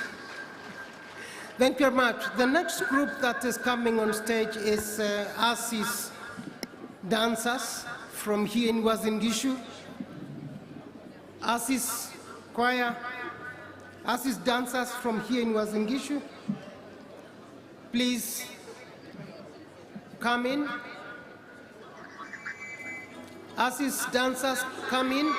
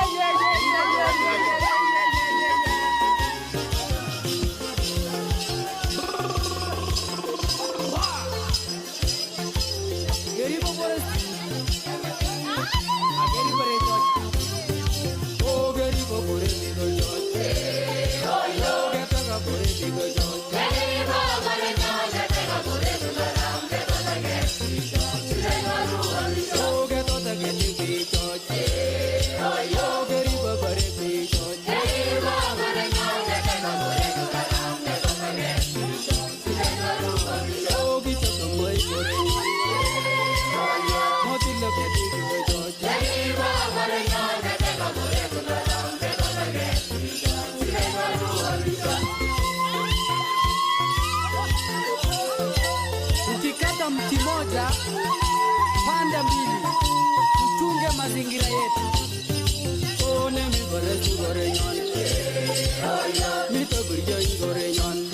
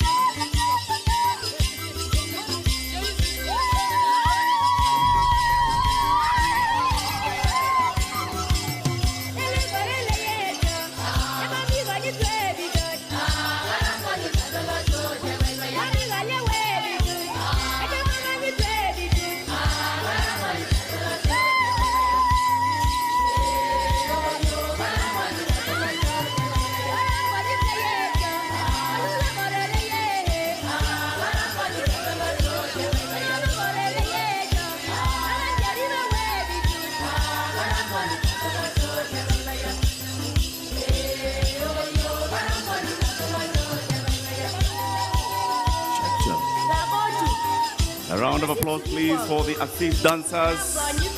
Applause for the assist dancers, please. Recognize them. Ladies and gentlemen, what you're seeing on the screen is the president at the commemoration of the tree growing initiative. After that, dancers, you don't have to leave. You'll still play one more. Assist dancers, you'll still play one more for us. When the president leaves the tree planting and the tree growing initiative, he will come and tour our exhibitions, and then he will join us here at the plenary. So ladies and gentlemen, just hold on. Our program will begin shortly. His Excellency the President is now departing the tree growing initiative, where he's planted trees and commemorated our tree growing initiative for the country. Shortly, he'll be arriving at these grounds, where he will first tour the exhibition stands and see the various exhibitors, and we'll also encourage all of you, please, visit the exhibition stands. There are very many counties and other partners who are exhibiting. Visit those stands and see what they have to offer. And then we'll kindly ask you to vote for what you consider to be the best exhibition at this year's Devolution Conference. The winners will get something. They'll be rewarded with something. So ladies and gentlemen, again, let's now welcome back on stage the champions, who will be coming to give us one or two numbers as we wait for the president's arrival. Champions, welcome. Oh, the assist dancers are still on stage, yes. And the assist dancers are asking, if you're feeling that you like to dance, please feel free to join them and dance. Assist dancers, one more time.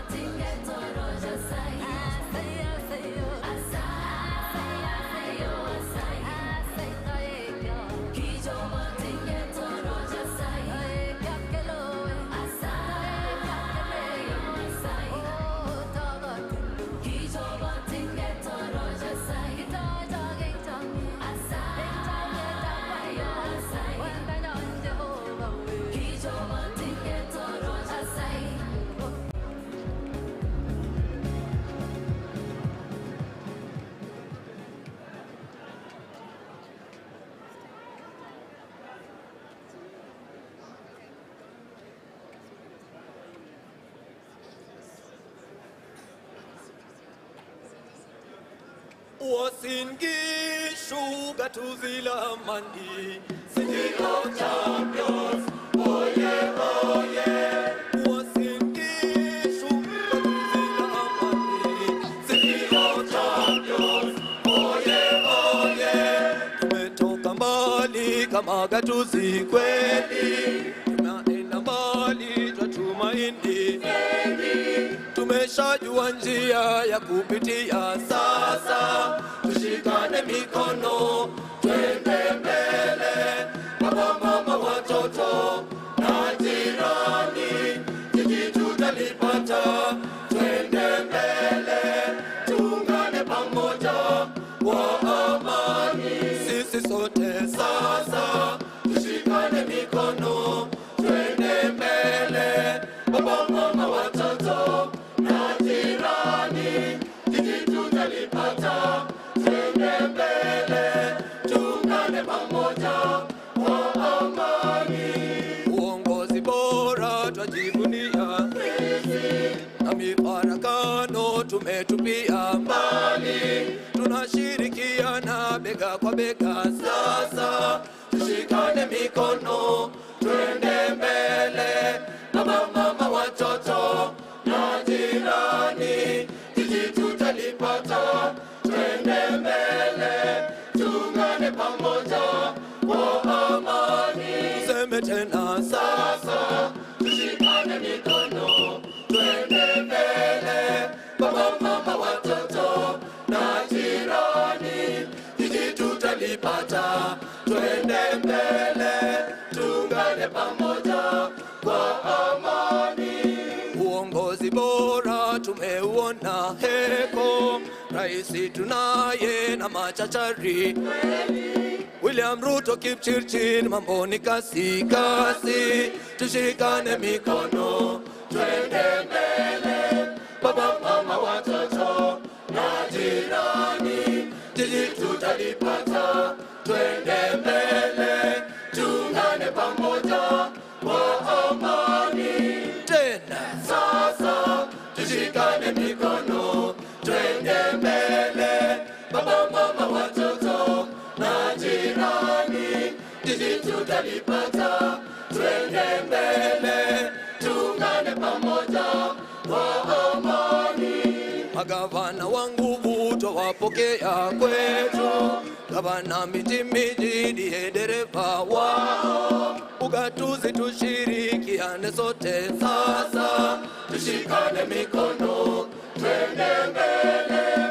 Baba, mama, watoto na jirani, jiji tutalipata, twende mbele. Tuungane pamoja kwa amani. Na sisi sote sasa, tushikane mikono, twende mbele. Baba, mama, watoto na jirani, jiji tutalipata, twende mbele. Tuungane pamoja kwa amani. Kuungana kwetu metuletea mengi, raisi tunaye kutoka kwetu hapa. Kweli ndilo gatuzi lenye ubingwa sasa, tushikane mikono, twende mbele. Baba, mama, watoto na jirani, jiji tutalipata, twende mbele. Tuungane pamoja kwa amani. Tuseme tena sasa, tushikane mikono, twende mbele. Baba, mama, watoto na jirani, jiji tutalipata, twende mbele. Tuungane pamoja kwa amani. Tunatamba kote uhaibuni kweli, riadha, muziki, hata michezo. Tutasema nini ila shukurani sasa, tushikane mikono, twende mbele. Baba, mama, watoto na jirani, jiji tutalipata, twende mbele. Tuungane pamoja kwa amani. Nasi sote sasa, tushikane mikono, twende mbele. Baba, mama, watoto na jirani, jiji tutalipata, twende twende mbele, tuungane pamoja kwa amani. Kilimo, biashara twajivunia, tunalisha Kenya nzima kwa chakula chetu. Mashamba ya rutuba Mungu katupa, hospitali bora kwetu zipo, wataalamu tunao mbalimbali, shule zetu na vyuo twajivunia, usalama tunao, talanta pia. Uasin Gishu gatuzi la Mati, City of Champions, oh yeah, oh yeah. Uasin Gishu gatuzi la Mati, City of Champions, oh yeah, oh yeah, oh yeah, oh yeah.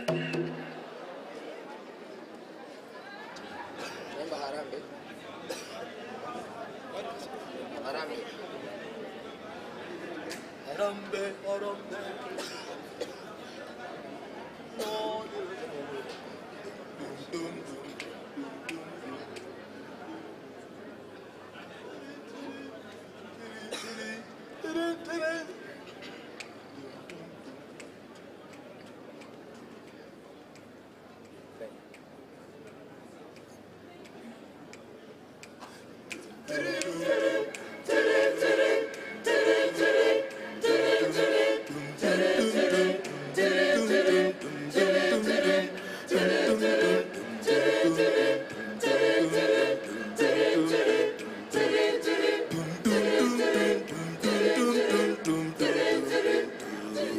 Harambe, harambe, tuimbe pamoja. Oh, harambe, harambe, harambe, tuimbe pamoja. Oh, harambe, harambe, harambe, tuimbe pamoja. Tujenge serikali. Harambe, harambe, tuimbe pamoja. Oh, harambe, harambe, harambe, tuimbe pamoja. Oh, harambe, harambe, harambe, tuimbe pamoja. Tujenge serikali. Wengi walisema Kenya itakuwa matata, itakuwa matata. Wengi walisema Kenya itakuwa matata, watu wote wastaarabu.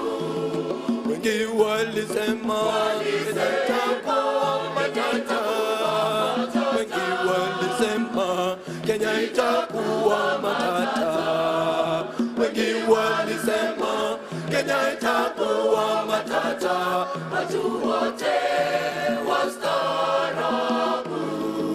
Harambe, harambe, harambe, harambe, harambe, harambe, harambe, harambe, harambe, harambe, harambe,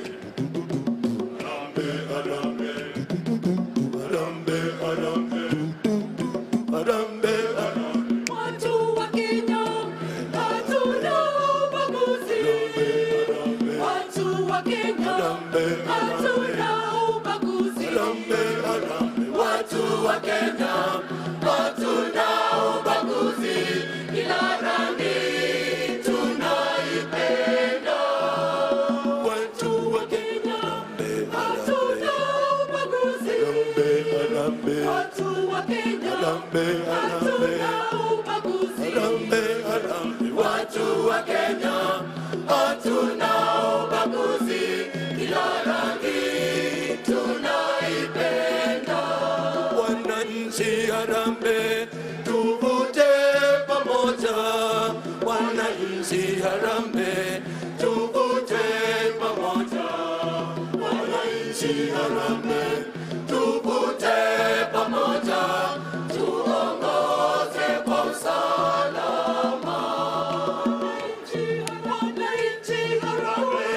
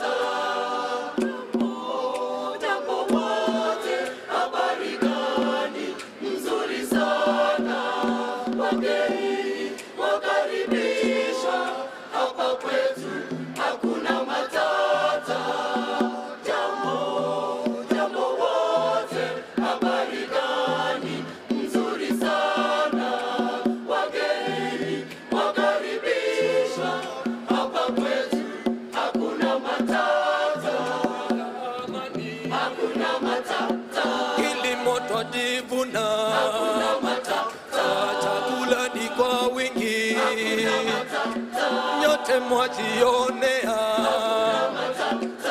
usalama tunao, ni nchi ya amani. Usalama tunao, furaha tele tele, nyuso za tabasamu na matata. Nyote mwajionea, karibuni wageni, mji si nyumbani. Kuna matata, jongeni pamoja, tujuliane hali. Hakuna matata, mjione nchi, mandhari yavutia. Mbona mwajiuliza, hawa ni kina nani? Hakuna matata, hakuna matata, hakuna matata, hakuna matata.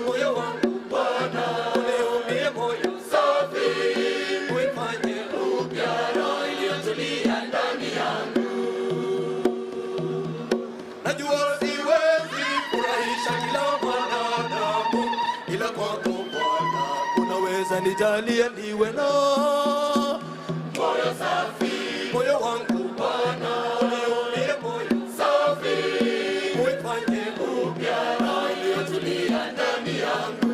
Moyo wangu Bwana, uniumbie moyo safi, uifanye upya roho iliyotulia ndani yangu.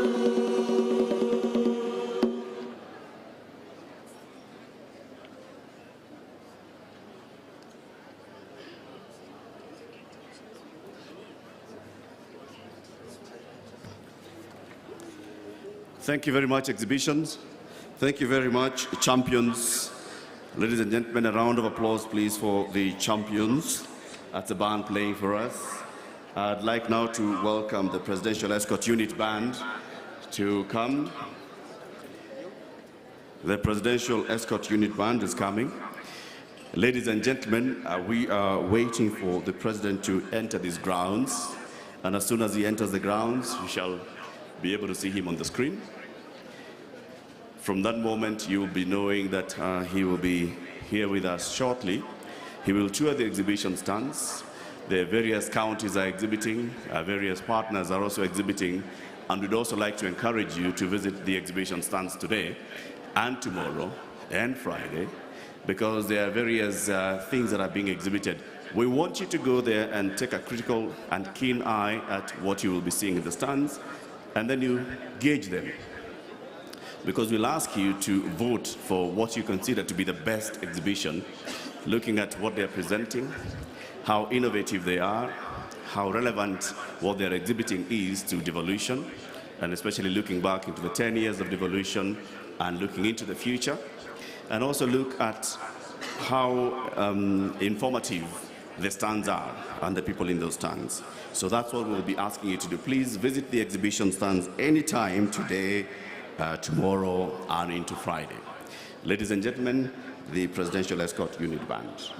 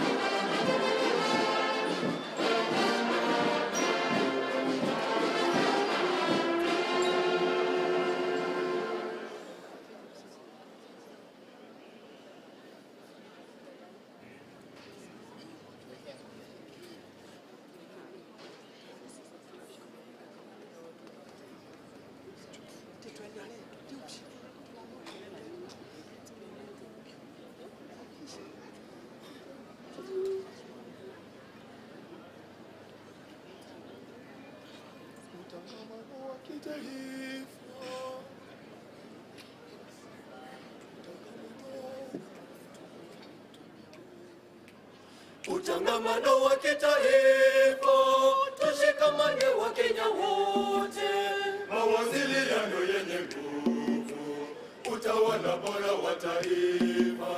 Utangamano wa kitaifa, tushikamane wa Kenya wote, mawasiliano yenye nguvu, utawala bora wa taifa.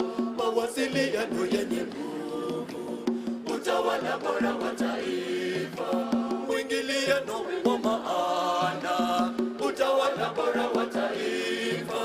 Tupe nguvu swala la gatuzi, hilo nguzo la maendeleo. Pamoja tuzuie matatizo, tugaze tukaze mazingira,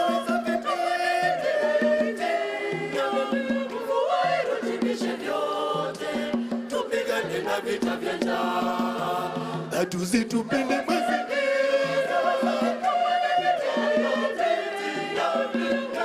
irutubishe vyote, tupigane na vita vya njaa. Tupendane Kenya, tupendane Kenya, tupendane Kenya, tupendane, tupendane Kenya, tupendane Kenya, tupendane Kenya, tupendane,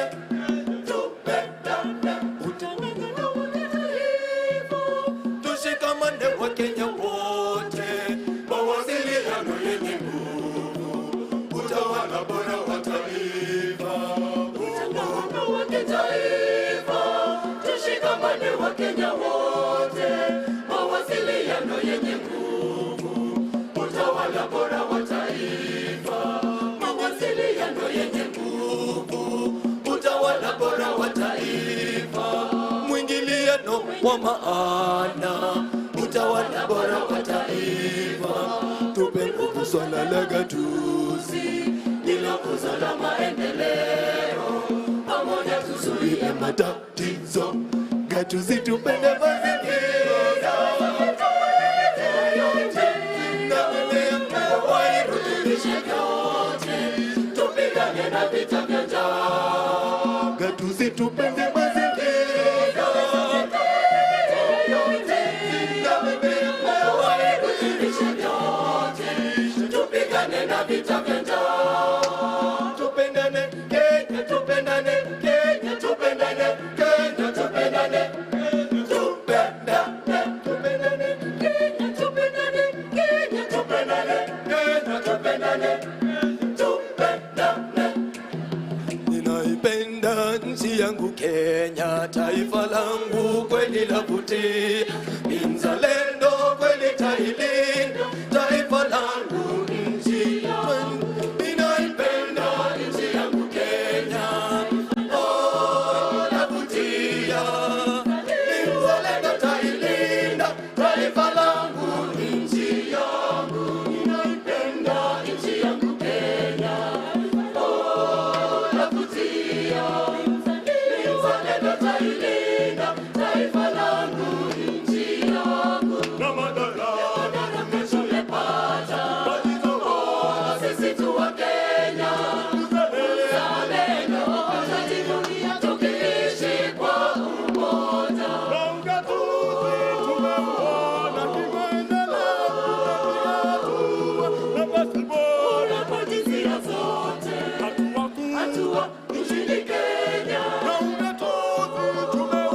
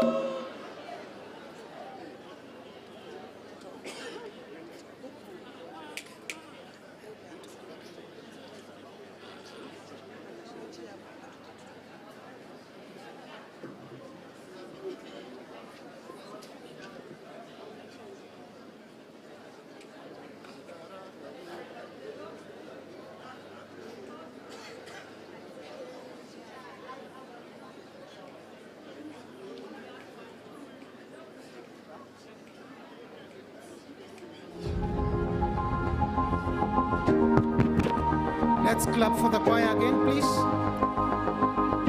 The dancers, you can come in, please.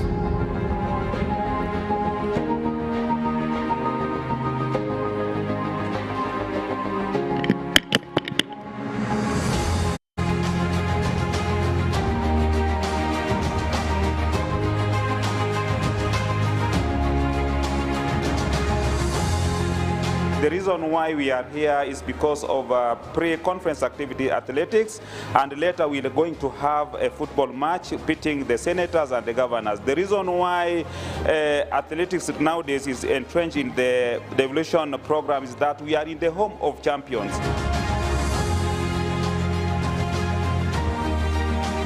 This race is going to be participated also by all the governors, all the senators who are present. Tumekuja hapa kwa hii mbio, nimeleta wazee na wazee huwa wakiwakilisha Kenya na watakimbia vizuri sana. Hata kuna wazee veterans ambao wanakimbia full marathon hapa, kuna wenye wanakimbia half marathon kama mimi, na kuna wenye wanakimbia 10 kilometers na track and field events. Nataka ning'ang'ane niingie top 10. Yeah. At least top 10 tapata something yenye poa.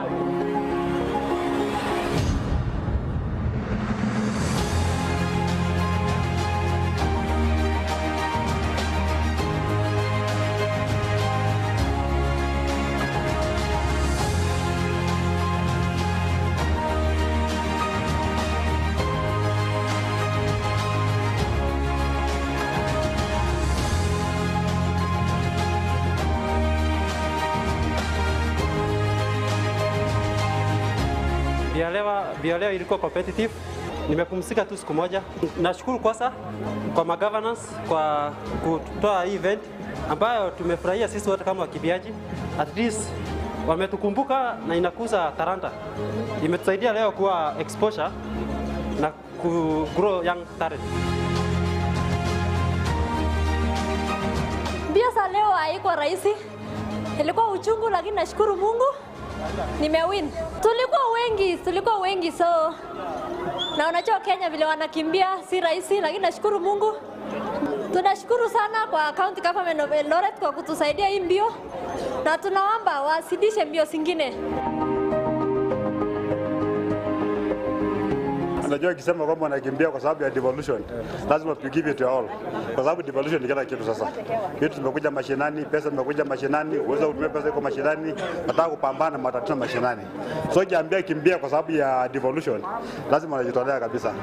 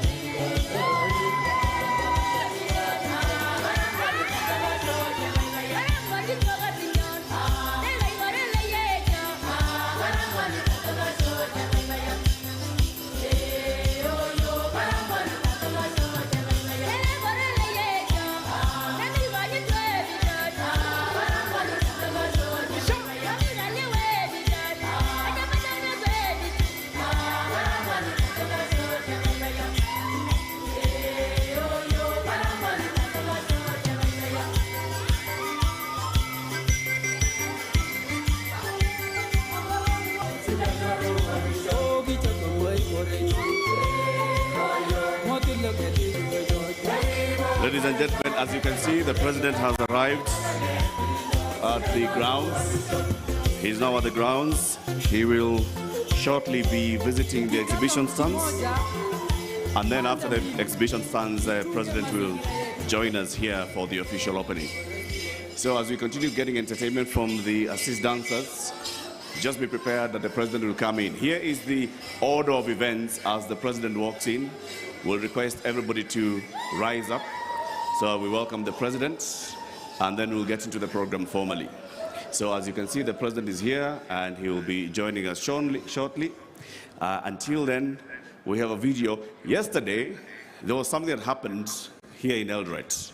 As a precursor to our Devolution conference, we had a couple of activities. We had a race, a run, where several people participated, several governors, senators, local leaders, and national leaders, and other guests. They participated in this. And then later, there was a football tournament, which was pitting governors against senators. I think you will get to read in the see press and posters for details of the result of that match. There was a lively football match between the senators and governors. So the president is already in these grounds. Mr. Director, you'll just play a short clip of what happened yesterday as a recap of yesterday's events, where we had a run and everything. So with the highlights of yesterday's.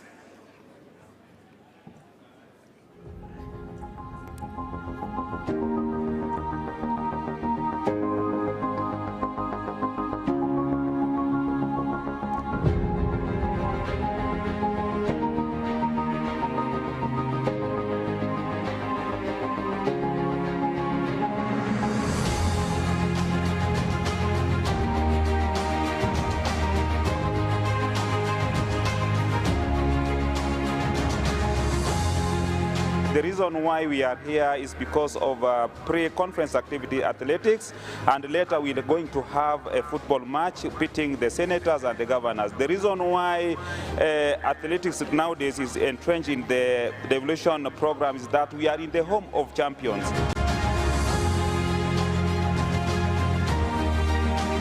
This race is going to be participated also by all the governors, all the senators who are present. Tumekuja hapa kwa hii mbio, nimeleta wazee na wazee huwa wakiwakilisha Kenya na watakimbia vizuri sana. Hata kuna wazee veterans ambao wanakimbia full marathon hapa, kuna wenye wanakimbia half marathon kama mimi, na kuna wenye wanakimbia 10 kilometers na track and field events. Nataka ning'ang'ane niingie top 10.